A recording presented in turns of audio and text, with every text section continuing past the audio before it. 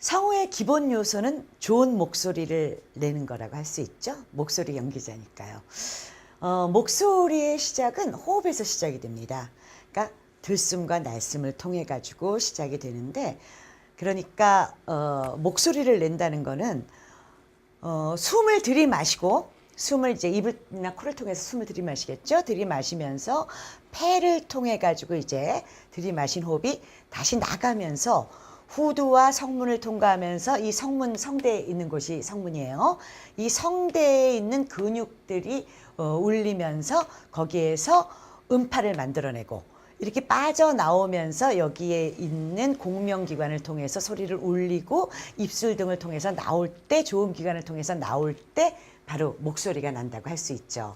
그러니까 여기에서는 이제 보시면 왜 화살표가 이렇게 복근까지 나왔냐 하실 텐데, 사실 숨을 쉰다는 거는 실제적으로 보면은 폐까지만 왔다가 폐까지만 가지만은 잠시 후에 배울 이제 복식호흡을 성우들은 많이 해야 된다 그러는데, 이 배 밑에까지 끌어내려서 호흡을 올려가지고 깊은 곳에서부터 나는 소리를 연습을 해야 돼요. 잠시 후에 복식호흡에 대해서 얘기를 할 텐데, 여기서 보시면요, 목소리는 어떻게 만들어지는 것이냐.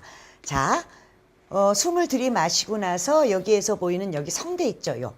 이 성대를 울려가지고 만드는, 이게 제일 처음에 만드는 발성기관이라고 할 수 있어요. 이게 성대를 울려가지고 이제 소리를 만듭니다.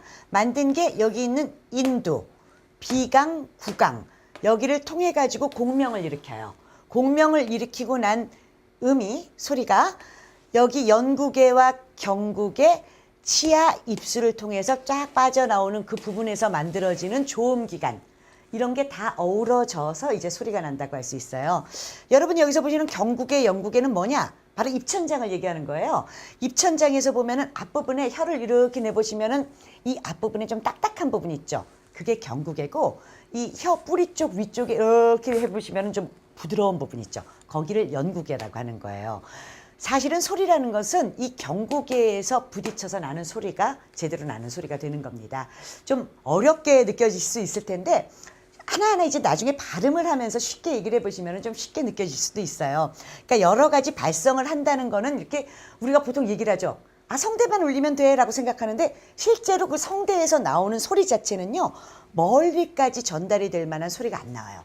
굉장히 작기 때문에 조음기관과 그리고 이 공명기관을 이용해야지 제대로 된 소리가 날 수 있는 겁니다.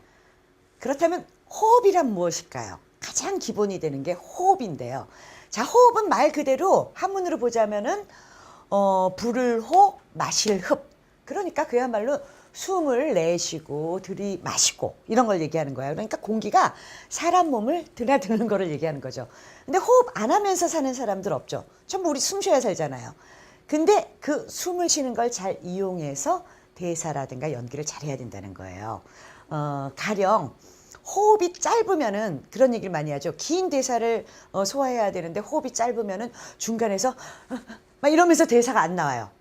그리고 또 호흡을 평상시에 호흡 연습이 안 돼 있으면은 부자연스럽고 발음도 부정확해집니다. 그렇기 때문에 호흡이 굉장히 중요한데, 자, 호흡을 얘기를 할 때 우리가 보통 그런 얘기 많이 들어보셨을 거예요. 흉식호흡, 복식호흡, 그런 얘기를 많이 들어보셨죠? 원래 사람은 태어날 때는 복식호흡을 한다 그래요.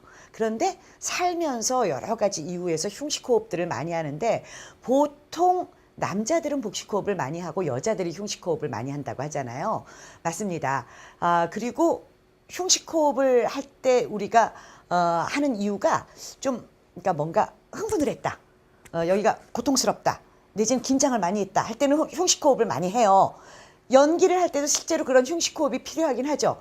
근데 기본적으로 성우는 복식호흡 또는 흉복식호흡을 해야 합니다. 그렇다면 흉식호흡과 복식호흡의 다른 점은 무엇일까요? 어떤 점이 다른지 말씀을 드릴게요.